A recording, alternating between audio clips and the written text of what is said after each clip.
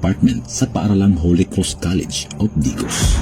Nang natapos ni Rodrigo ang high school ng 7 taon, nakahiligan nito ang patungkol sa politika at kasaysayan. Dahil dito, nag-enroll si Rodrigo sa kolehiyo sa Lyceum of the Philippines University at kumuha ng kursong Bachelor of Arts and Political Science. At taong 1968, matagumpay itong nagtapos sa kolehiyo na may Bachelor of Arts degree in Political Science. Isa sa naging guro ni Rodrigo ay ang sikat na personalidad sa bansa.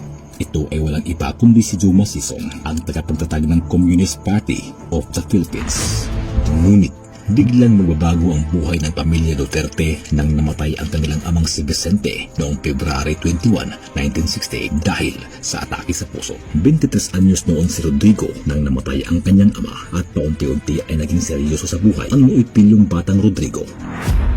Matapos niyang makuha ang kursong Political Science, nag-enroll ito sa San Beda College of Law at kinuha ang pag-aabogasya at nagtapos ito taong 1972. Sa kaparehong taon rin ay napasa ni Rodrigo ang naturang bar examination.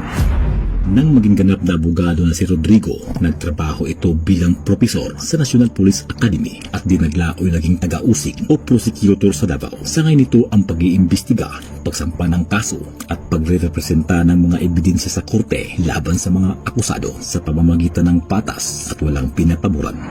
Naging special counsel si Rodrigo sa City Prosecutor's Office ng Davao mula 1977 hanggang 1979, 4th Assistant City Prosecutor mula 1979 hanggang 1981, 3rd Assistant Prosecutor mula 1981 hanggang 1983, at 2nd City Prosecutor mula 1983 hanggang 1986. Sa mga panahong iyon, matapang at seryoso si Rodrigo sa kanyang trabaho. Walang ligtas maging ito ay mga tauhan ng pulis o militar o di kaya mga miyembro ng New People's Army o NPA.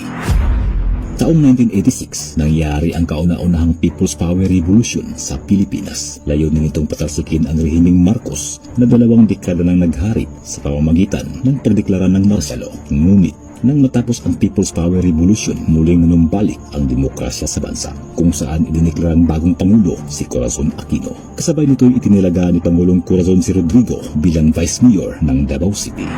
Habang patuloy ang madugong engkwentro ng militar at NPA sa mga liblib na lugar ng Davao, walang takot itong binisita ni Rodrigo. Pinagtuunan ni Rodrigo ang pagtulong sa mga evacuees mula sa mga liblib na lugar at pagtulong sa mga sundalong nabihag ng mga NPA. Sa patuloy nitong pagbisita sa mga lugar ng mga makakaliwang grupo, hinikayat ng grupo na patakbuhin si Rodrigo sa pagka-mayor, ngunit hindi ito pinansin ng vice-alkalde. Habang palapit na ng palapit ang eleksyon, bumuhos ang taga-suporta ni Rodrigo mula sa iba't ibang panig ng Davao at taong 1988 kung saan magaganap ang local election. Dito na tumakbo si Rodrigo bilang mayor ng Davao sa ilalim ng Lakaw Davao banner na suportado ng grupong Pro Marcos, kung saan tinalo ni Rodrigo ang OIC mayor na si Zapero Respecio by a margin of 6,000 votes at ang masugid na kritikot broadcaster na si John Pala Jr.